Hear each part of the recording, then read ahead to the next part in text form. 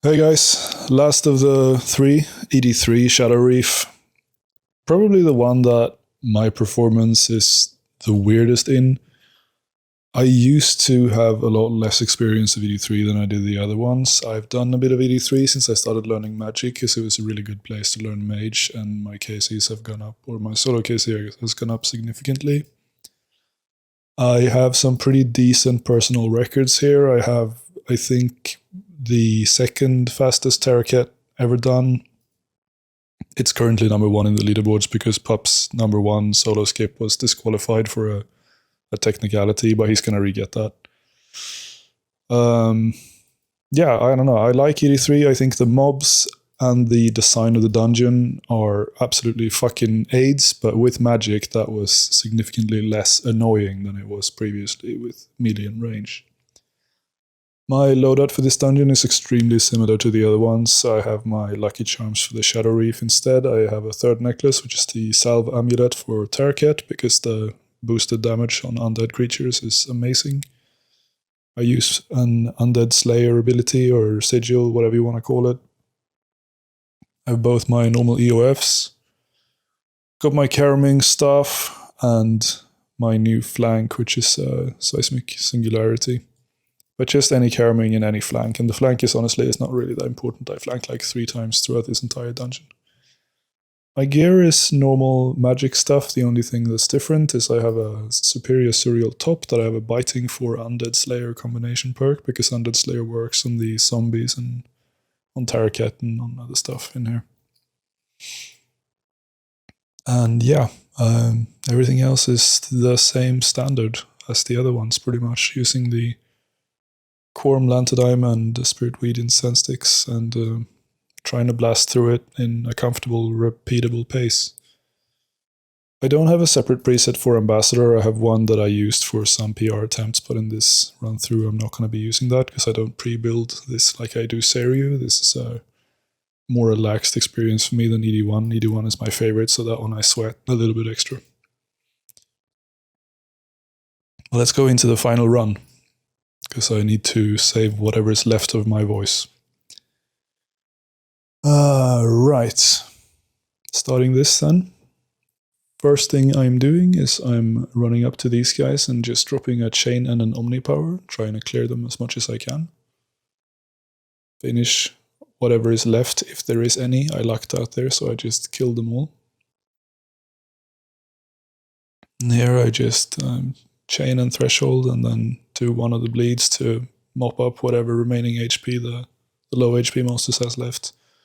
Everything is very similar to ED1 because there's a lot of scattered monsters with low HP and high quantity in numbers here, so you do pretty much the same shit. There I fucked up my chain spread, so I'm just improvising through this segment. These guys I try to stand on this side of them, so that I can do Wild Magic, then target the far one and Dragon Breath and hit both of them. It's just a nice way to get both the abilities to hit both the targets. Here I'm chaining one of the mages by the barrier because they have higher HP, omnipowering them, hoping that the scouts die, and then finishing up whatever is left of the other mage. Doing one chain into one threshold here, which is normally a Wild Magic. Then doing the bleeds, letting them spread throughout these, and detonating. The zombies are a little bit annoying because they spawn in different areas and they move differently and whatever, so you're not going to be able to group them up smoothly every single time, but most of the time if you do just like spread one threshold and detonate the other side, then you can mop up whatever is left of it with very little effort. So here I use the final Omnipower. Since I want it to be ready for Crassian, I'm not going to use one later than that point, which would be on these 2 mages here. I'm killing these 2 and I'm trying to finish them with reasonably high adran so that I can build up to 100 and run in for the Crassian Leviathan boss and just do a normal Sunshine rotation. Crassian is pretty simple, you don't really have to do anything, you just do a normal Sun FSOA build and move side to side when he sweeps. It sweeps in a random direction the first time around, so you don't know which way it's going to go. For that reason, I try to delay my channel so I'm not stuck in something really important to the rotation. So I start with a Wild Magic. Then I spread my next ABS with a chain there because I wanted to kill some of the critters and gain some extra adren, but moving to the other side, doing the Omnipower, moving back, doing the tendril, just like alternating sides and repeating thresholds and ABSs the same way I do in any other build. This Leviathan dragged on a couple seconds because I fucked the smoke cloud up when I was doing it in the beginning, but it still went reasonably well at 45 seconds, I think, which is pretty average for a Grassian. Anything between like 35 seconds and 50 seconds, you're doing okay. It's just this is just an FSOA build. It's kind of RNG. So here I use my first Excel pot to traverse through this area. Since you don't need to kill the first monsters you come across there, you only have to kill these that are over by the barrier. So I do an Omnipower chain there. Surge into the rock because I'm an idiot. Chain threshold this segment. Then same philosophy as normal. Magma Tempest and whatever basics I have to just clean up. Surge Blade a dive and run across this little ridge here and drop down the other side. Kill these dudes. And then run through the temple area.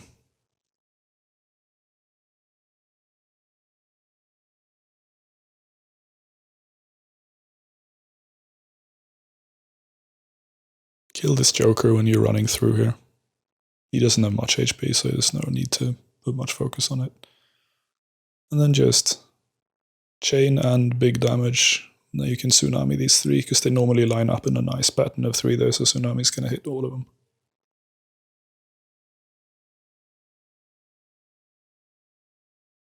I have no real philosophy to how to deal with these in an effective manner. I just kill them, run in, do the artifact, kill the other one, run in, do the other artifact.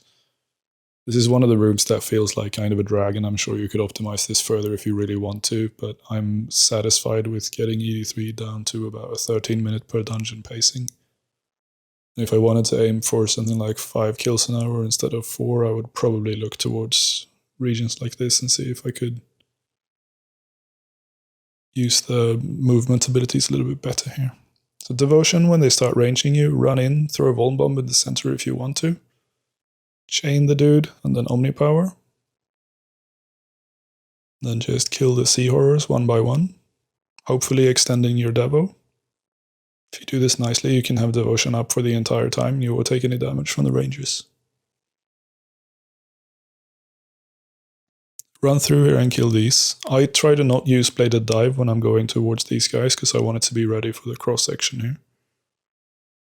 And then I Surge Bladed Dive in one tick across that area so the mages don't see me, run up to the next barrier by the Target mobs and do an Omnipower, and then I just kind of improvise and clean up. Reloaded my Bank Preset there as well. To go into Target with 100% and do a Sunshine Tsunami build, but don't use FSOA. You don't really need to, and the thing that's going to be in your way here is the cooldown of 1 minute from the ultimates anyway. So just Vuln Cloud, put your Salve Amulet on, and kind of improvise a little bit with Tsunami and Thresholds. You can use an Undead Sigil here as well and still have it ready for the final phase where it's going to matter again. So I try to do something like that. Pretty simple.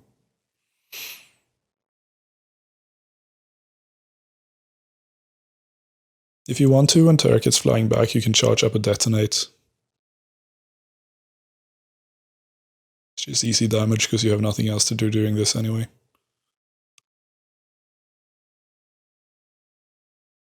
Then I messed up and attacked the wrong thing, but it's fine. Here I try to clear Taraket before I go for the Rift, just to save myself some time, because I can do the Rift when I'm building up for the next Sun rotation anyway. So I face Taraket and then move towards the Rift, get to 100% Adren, start my Sunshine. Now I use my Adren Potion, I don't use it at the spawn. Go into a Tsunami and then FSOA when Taraket's kind of getting near me and I can start targeting him again. Then instead of a normal FSOA rotation, I use the Salve Amulet here and I just do a Thresh Dump with an Omnipower. So that's Smoke Tendrils, Omnipower, Wild Magic, and Asphyxiate with the Undead Sigil. Pray Soul Split and just tank all the damage that's coming in. Eat if you have to, but the disgusting damage coming out of this to Terraket is going to heal you a ton, and it will clear most of the face in really short time.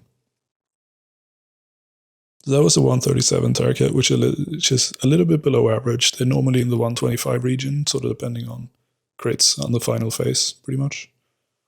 But anything under 140, I think you're doing reasonably well here. This demon has to die, so I normally just Omnipower him. If you have a demon sigil, you can use that for the Omnipower, get some extra damage on it. Here I use my second Excel pot, because I go through this corridor area as quick as I can. Kill the 2 Necromancers, and open up the next barrier.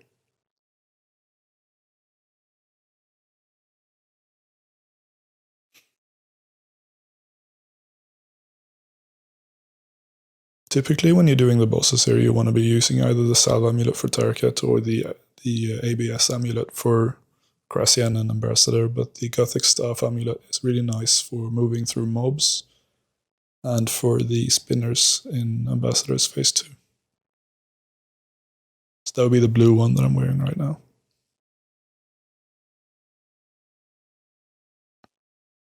Because everything has fairly low HP, I tried to use Calgarian Demons over Rippers because I just wanted a high crit chance on my Omnis.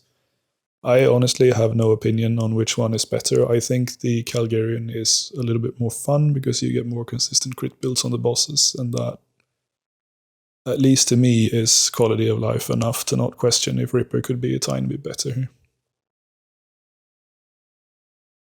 These 2 skeletons are a little bit angry, so just like, make sure that you have damage outcoming so that your Soul Split actually heals you, because they deal pretty much as much damage as the fucking Ambassador does. Chain these guys, Omnipower, clean up. Don't use Omnipower past this point because you want it ready for Ambassador.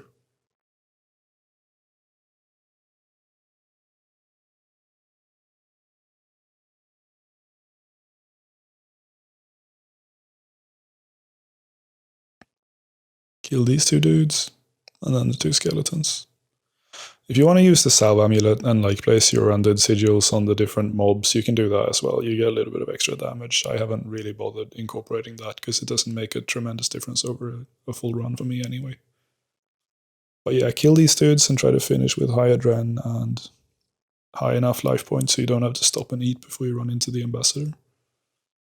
I'm dropping a dummy here just so I can make sure that my stacks are going to last through, so I can do a Tsunami build as normal when I run in.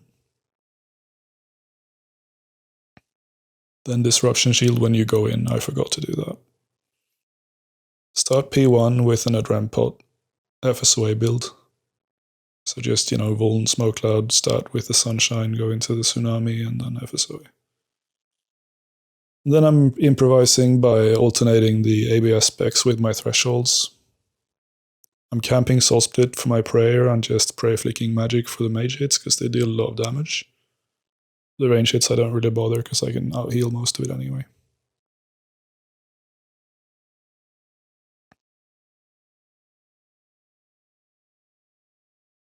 I'm trying to face Ambassador and then deal with the Black Hole. This kind of depends on how well you're doing damage-wise, but that's just a way to not have to break off this damage stream on Ambi.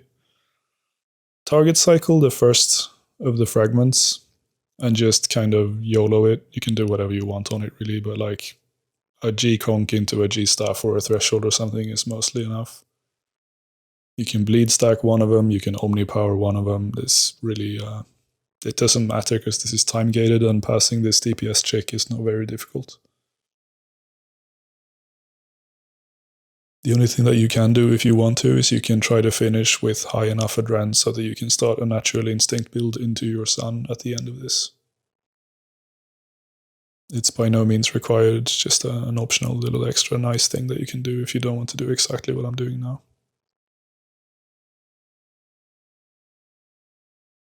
So fuck the fragment up there. Means I'm gonna have to disrupt it. So I wait for the auto attack to hit me. And then disrupt. Standard FSOA build at this point. You won't have your drum pot ready because you used it at P1, so you save it for P3. So just build up and alternate your FSOA, your ABSs with your thresholds and try to bash through Ambassador down to sub 400k, so the next phase starts. Serio heals you up. This point, if you want to, you can use your Excalibur so you counter heal some of the damage you'll be taking. Improvise a little bit until you get your Sunshine back. When he turns around here, this is one of the places you can flank. If you want to, you can step under Ambassador and flank as well. I used to do that with melee, but I can't be asked with magic. And now for the final bit, just Revoln, Sun, use that second dose of Adren pot that you have with you, because it's ready now from P1. And then blocking the clouds by either moving around him clockwise or standing under him like I'm doing here during the channeled attacks. Do a normal FSOA build, but just don't dump your Adren into ABSs because you can't stand under the Ambassador and do ABS at the same time. So that'll be dungeon complete in 13 minutes and 14 and Ambassador in 2:57. I don't have that much else to say about ED3 other than it being one of those things that kind of takes a little bit of time to get into. I think it probably is because my experience of ED3 is a little bit more sporadic than of the other dungeons. I do them more regularly, and whenever I do ED3, I just like do 100 runs and then forget about it for 3 months and then come back and do 100 more. ED3 is absolutely fucking dog shit common drops, so you are going to lose money if you're doing what I'm doing here, like inside fear camping with high cost gear and a grimoire. You are going to lose money between drops. The commons are not going to pay for whatever it costs to do this most of the time. But the Eldritch drops being pretty juicy and not that astronomically far between. I mean, yeah, I've had a dry streak of like 230 kills or something. That was pretty shit. I think I was 700 mil down.